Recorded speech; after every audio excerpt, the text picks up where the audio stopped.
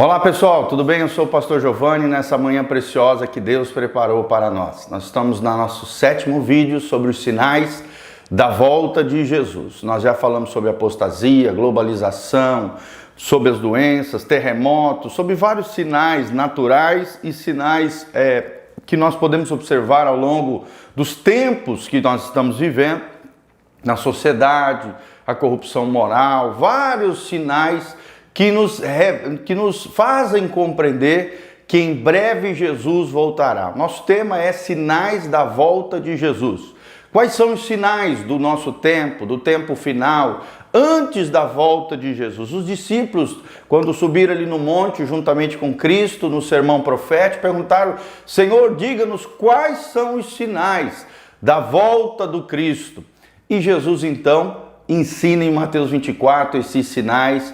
Do versículo 1 até lá o versículo 12, ele vai trazendo os sinais claros desse tempo final, dessa última geração, antes do arrebatamento da igreja. Então prepare o seu coração, sua vida, prepare-se diante do Senhor, porque em breve Jesus voltará. Coloque em dia a sua vida, coloque em ordem a sua casa, prepare o seu coração, seja como diz a palavra, Jesus vai vir para buscar uma noiva adornada, pura, sem mancha nem mácula, ou seja, um povo que se santifica, um povo que se consagra, um povo que leva a Deus a sério, um povo que realmente está vivendo uma vida que agrada o coração de Deus. Mas quais são os sinais da volta de Jesus? Nós já falamos, muitos deles, baseados lá em Mateus 24, 12. A Bíblia fala ali sobre a globalização, o ecumenismo, que é esse movimento mundial de fusão das religiões, a fim de levantar o anticristo. Falamos sobre o crescimento da iniquidade, falamos sobre a apostasia, a depreciação da Bíblia, e hoje nós vamos falar sobre a hipocrisia. Todos esses sinais atuais estão baseados em Mateus 24, de 8 a 13. Olha o que diz Daniel 12, 4, nós já lemos algumas vezes esse versículo, quero repetir para os irmãos. A Bíblia diz, tu, porém, Daniel, encerra essas palavras proféticas aqui na casa, no caso dele, no livro dele, sela esse livro até o fim do tempo.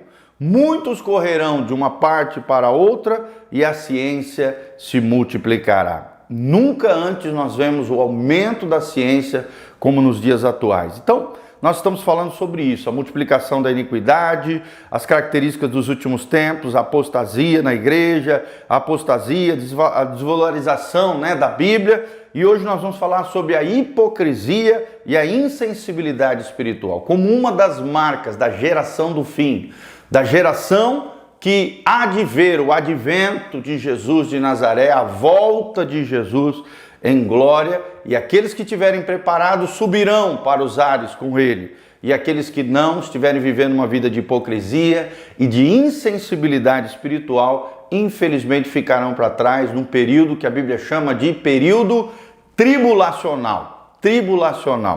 Então, o que é a hipocrisia? Hipocrisia é uma espécie de impostura, é um fingimento, é uma simulação, uma pessoa dissimulada, uma pessoa falsa, com uma falsa devoção. Tem muita gente que está assim, vivendo uma vida cristã falsa, fingida, dissimulada. É isso que significa hipocrisia. A palavra hipócrita eram os atores da tragédia grega, que usavam máscaras, para dissimular os seus personagens de diferentes maneiras. E olha o que diz 1 Timóteo 4, 1 a 2, o Espírito expressamente nos diz que nos últimos tempos apostatarão da fé pela hipocrisia de homens que falam mentiras. Então, essa vida de hipocrisia é uma vida de mentira, uma vida de falsidade, é uma vida de fingimento, é uma falsa devoção com o coração duro diante do Senhor, é apenas uma casca, uma aparência de piedade. Só que o coração está desconectado com o céu, está longe de Deus. Quais são as principais características da hipocrisia? Os hipócritas, irmãos, eles gostam de ser glorificados pelos homens, conforme Jesus nos ensina lá em Mateus 6, versículo 2. Eles gostam da vanglória, da glória vã. de aparecer para os outros, de mostrar para os outros aquilo que não são, pois buscam a glória dos homens, a vaidade humana. Às vezes até contribuem financeiramente na obra, mas não são sinceros na sua relação com Deus. Pelo contrário, são dissimulados. E Jesus condena aqueles que assim procedem, conforme Mateus 23, 23. Aqui em Mateus 23, 23, Jesus reafirma o princípio do dízimo. Vamos ler, eu acho que é muito importante. Nós lemos esse trecho de Mateus 23, 23. Presta atenção no que nós vamos falar aqui. Mateus 23, 23. Aqui, Jesus está nos ensinando, nesse trecho da palavra de Deus, que nós devemos dar os dízimos e as ofertas, mas também devemos praticar as virtudes cristãs. Presta atenção, Mateus aqui, só encontrar aqui rapidinho, Mateus 23, 23. O texto sagrado diz: ai de vós, escribas e fariseus hipócritas, pois dizimais a hortelã, o endro e o cominho, e desprezais o mais importante da lei, o juízo, a misericórdia e a fé. Deveis, porém, fazer estas coisas, ou seja, dizimar, ofertar, mas não omitir aquelas qual? O juízo, a misericórdia e a fé. Outras versões diz a justiça, a misericórdia e a fé. Então, irmãos, não adianta nada, nós somos dizimistas, fiéis, né? Nós dizimamos, fazemos tudo direitinho do ponto de vista eclesiológico, eclesiástico, se nós tivermos o coração sem misericórdia, sem exercermos a fé e sem praticarmos a justiça do reino de Deus. Então Jesus condena a hipocrisia, a falsidade, a aparência de piedade. Os hipócritas são lobos fantasiados de ovelhas. Será que você não tem sido um lobo fantasiado de ovelha? Será que você realmente é uma ovelha do Senhor Jesus, obediente? Ou é um lobo que tem aparência, carcaça de ovelha, mas por dentro é um lobo voraz? Os hipócritas aparentam uma coisa, mas são outra. Você vê isso lá em Atos 20, 29 a 30, né? Os judeus que perseguiam ali Paulo, você vê que eles achavam que estavam fazendo algo para Deus, só que estavam perseguindo o apóstolo de Cristo, aquele que estava pregando o evangelho de Jesus de Nazaré.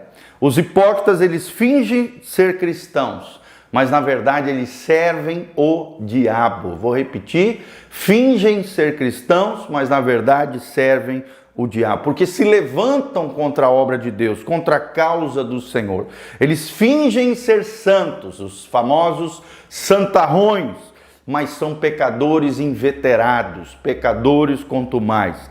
Estão na igreja, mas não fazem parte do corpo místico de Jesus de Nazaré, parte da igreja de Cristo. Eles não são, porque servem a Satanás. As suas intenções, as suas motivações são malignas. Os seus motivos são escusos, poluídos, sujos, terríveis, intenções malignas. Um exemplo disso são os falsos profetas, né? Muitas vezes motivados por interesses egoístas e demoníacos, torcem a palavra de Deus e a interpretam ao seu bel prazer. Pregadores que pregam debaixo de espíritos enganadores, como nós lemos ali em 1 Timóteo 4:1. Que ensinam doutrinas de demônios, em vez da doutrina de Cristo, a doutrina da palavra de Deus. Eles injetam na vida da igreja o veneno de conceitos liberais, desvinculados completamente dos princípios divinos, da palavra de Deus. Então, é a graça barata, como diz, né, aquele teólogo alemão, Dietrich Bonhoeffer. Tem a graça preciosa, que é a verdadeira graça do Evangelho de Jesus, e tem a graça barata, que é aquela graça que tudo pode, que faz graça com a graça de Deus. São liberais, são pessoas indiferentes com relação à palavra de Deus e às coisas de Deus, desvinculados completamente dos princípios divinos, são falsos profetas que ensinam doutrina de demônios, 1 Timóteo 4, 1 e 2, e que estão debaixo de espíritos demoníacos. Mas o que é a insensibilidade espiritual? O texto bíblico é enfático aqui em 1 Timóteo 4,2. Apostatarão alguns da fé, tendo cauterizado a sua própria consciência. Cauterizar significa utilizar um meio químico ou um ferro incandescente para destruir a sensibilidade do tecido orgânico. Então, quando a nossa consciência fica cauterizada, insensível, o homem age como se fosse uma besta voraz, um animal, apenas instintivamente, apenas guiando pelos seus impulsos e desejos de forma desenfreada. É o que significa a palavra concupiscência, um desejo desenfreado. Aqueles que vivem debaixo da concupiscência não tem freio, é uma carreta, é uma patrola sem freio, se destroem e destroem todos aqueles que estão ao seu redor. Pecado é sempre pecado, meu irmão. Pecado é sempre pecado. Alguém pode até esconder-se do pastor, mas de Deus ninguém se esconde. É o que diz o Salmo 139, versículo 7 a 12. Tome cuidado com relativismo moral. A Bíblia lida com valores absolutos, imutáveis, sempre eternos, inegociáveis. O que é pecado sempre será pecado para Deus e precisa ser banido da nossa vida, retirado. Precisa haver arrependimento, contrição de espírito em nome de Jesus. Presta atenção, quero terminar com isso. É impossível ser noiva de Cristo tendo um caso com o diabo. Queremos terminar com isso. É impossível ser noiva de Cristo tendo um caso como amante tendo o diabo. Então não ameis o mundo, nem as coisas que no mundo há. Aquele que ama o mundo, o amor do Pai não está nele. E infelizmente está tragado pelo pecado e se não se arrepender, está trilhando o caminho largo que conduz à ruína, à perdição e à condenação eterna. Então se arrependa dos seus pecados, se alinhe com Deus, não desvalorize a Bíblia, não viva uma vida apostatando da fé, não siga espíritos enganadores nem doutrinas de demônios, muito menos seja insensível espiritualmente ou hipócrita, para que você não venha perder tudo aquilo que Deus tem prometido para você e que a graça de Deus venha sobre você, tua casa, tua família, em nome de Jesus. Amém e amém. Vem estar conosco amanhã aqui na Igreja Casa na Rocha, Dr. Camargo, 4555, em Umuarama, Paraná, no centro aqui da cidade, pertinho da Unitron, pertinho da aviação Umuarama, da garagem da aviação Umuarama, atrás da Casas Bahia. Nós estamos aqui juntos para celebrar ao Senhor nessa quarta-feira às 20 horas. Aqui debaixo também tem todas as informações, redes sociais do pastor Giovanni, da nossa igreja. Tem também a possibilidade de você se levantar como um cooperador fiel nessa obra linda que Deus está fazendo. Eu te incentivo a fazer isso e você vai ver o que Deus vai fazer na sua casa, na sua família. Os celeiros transbordarão. As janelas do céu serão abertas e chuva de bênçãos virão sobre a sua vida se você for um missionário, um colaborador, através dos seus recursos, na obra linda que Deus está fazendo. Louvado seja o nome do Senhor. Fica firme, meu irmão. Jesus está voltando.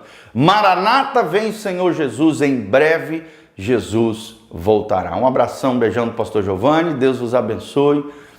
Em nome de Jesus, aqui debaixo, todas as informações. Deus te abençoe. Em nome de Jesus. Amém, amém e amém.